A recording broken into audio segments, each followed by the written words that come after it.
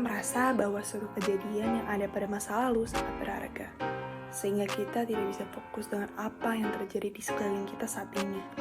Contohnya adalah kita terus mengingat-ingat kenangan indah, namun kita tidak bersyukur terhadap apa yang terjadi saat ini. Memang sih, mengingat-ingat kejadian lampau memang menyenangkan, apabila kejadian itu berkesan buat kita. Rasa bahagia, haru, bahkan tawa yang kita keluarkan pada saat itu dapat teringat dengan jelas di pikiran kita. Gen Z sendiri tahu nggak sih apa itu mindfulness? Secara singkatnya, mindfulness merupakan suatu kondisi kesadaran pikiran yang berfokus terhadap momen maupun kejadian yang ada saat ini, yang menerima sekaligus menyadari hal yang ada di depan kita. Sedikit demi sedikit, pasti bisa sih kita menerapkan metode mindfulness. Tapi, emang apa sih manfaatnya? Manfaatnya itu banyak banget loh Gen Z. Kita bisa menjadi lebih fokus, produktif, mental kita lebih terjaga, dapat mengurangi stres dan dapat lebih tenang. Lalu gimana sih caranya melatihnya? Nah, di sini Quick Generation punya beberapa tips dan trik untuk menerapkan metode mindfulness. Pertama, setelah bangun, berdiamlah dahulu. Mungkin ini sering kita lakukan, karena biasanya setelah bangun tidur, kita ngumpulin nyawa dulu, bukan? Pada saat berdiam diri, kita bisa memikirkan atau merenungkan tentang apa yang akan kita lakukan pada hari ini, sehingga semuanya berjalan sesuai rencana.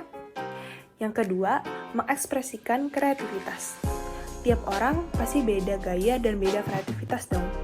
Pas banget nih, untuk belajar menjadi seseorang yang mindfulness, kita bisa menyalurkan hobi dan mengekspresikan perasaan kita dengan hal sesimpel mungkin. Hal tersebut bisa saja membuat hari-hari kalian lebih cerah. Ketiga, menikmati proses yang ada. Dalam hidup, tidak mungkin kita langsung berjalan tanpa merangkak. Untuk melatih metode mindfulness, kita bisa banget nih menikmati proses yang ada. Meskipun sepele, contohnya adalah menikmati proses makan. Dan yang terakhir, keempat, memperhatikan benda dan lingkungan sekitar. Ada kalanya kita terlalu sibuk dengan apa yang terjadi dalam diri dan hidup kita, sehingga kita lupa memperhatikan sekitar atau bahkan tidak tahu apa yang sedang ramai dibicarakan.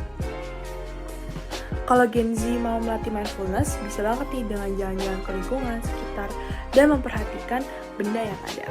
Luangkanlah waktu dengan diri sendiri sampai kalian merasa nyaman.